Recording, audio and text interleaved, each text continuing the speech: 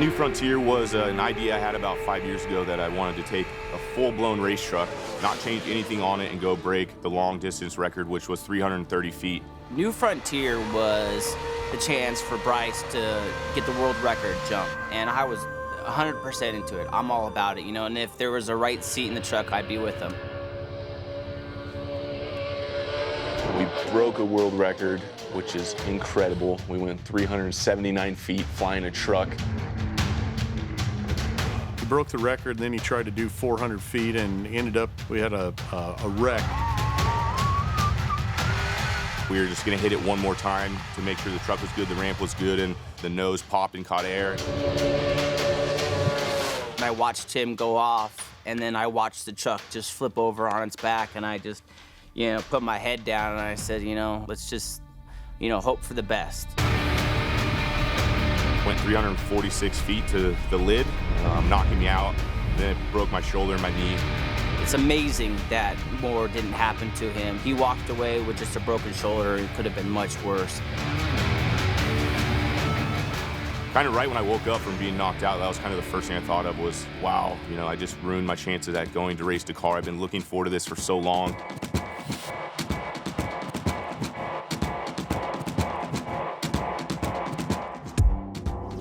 Dakar, for me, it's the biggest race in the world. Over here in America, the Baja 1000 is the biggest race we have on our peninsula, you know, and that's what we talk about. But Dakar is the world. It's the best drivers in the world go over there and they race for 14 days. When you ask people what is the toughest race in the world, they always say Dakar. Well, that drew me into it because I've been racing Baja and desert for 7 years now, and we won 6 championships, so I wanted to see what was the next level, what is the next game to go see, and that was it.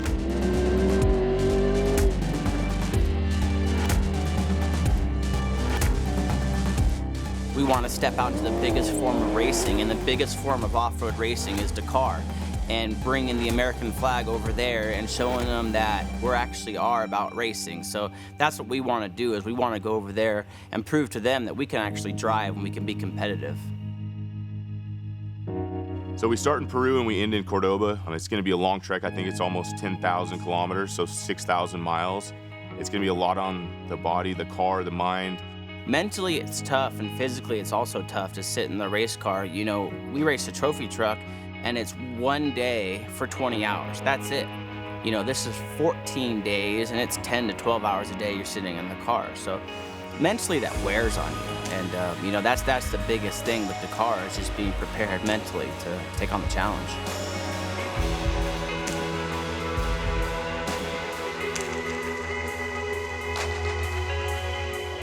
Throughout the 2017 season, we raced 4 rally races to get ready for Dakar, and I think the biggest one that helped me the most was Silkway. It's the longest off-road race in the world. It went from Russia to China, over 16 days of racing.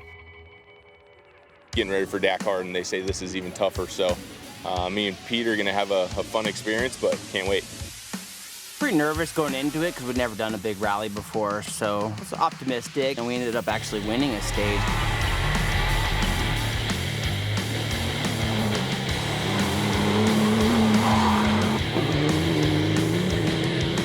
You'd spend 10 to 12 hours at the time in a car. So mentally, I think that really helped me because now I have an idea of what it's gonna be like to race for that many days straight. The biggest thing I learned was to not just trust the first thing you see navigation-wise. We wanted to follow the first tire tracks we saw because we thought we were the second car on the road. Turns out we were the first car on the road and we were following a spectator or a local or something. And so navigation, I learned a lot. That was probably one of the biggest things for me at Silkway, was winning a stage, and it kind of bumps up your confidence and shows you that you can run with the best guys in the world. To win a stage, it felt really good, and the next day was a lot more nerve-wracking, but I think we have the capability of doing the same thing in Dakar.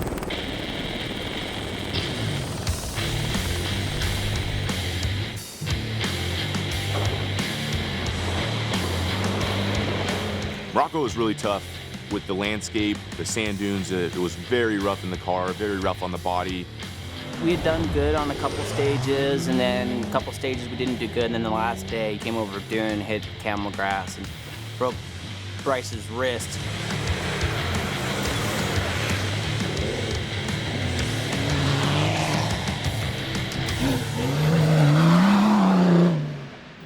But after that, came home, healed the wrist, and what I take away from Morocco is a learning experience. You know, I was kind of upset in the car because of how we were doing. I think the biggest thing is just mentally, you have to be prepared for these things. It's gonna happen no matter what.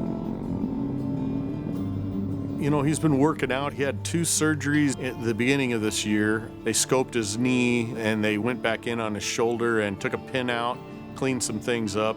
So he's had quite a difficult year.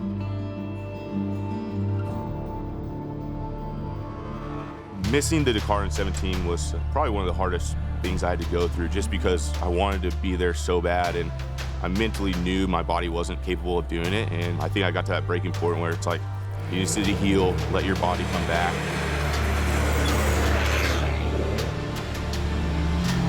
I think Bryce is ready. Bryce is always ready. You know, it doesn't matter what condition. When it comes to racing, that's just what we do. We race, and, you know, we love what we do, and we just suck it up, and there's no time for, you know, feeling the pain, unfortunately. You just got to go. So we're starting in the dunes for the first 7 days of the rally. The biggest thing for us is just try to keep up with the pace that they're putting out and not lose too much time throughout those 7 days. We want to be at the end of every day. We want to be at the bivouac.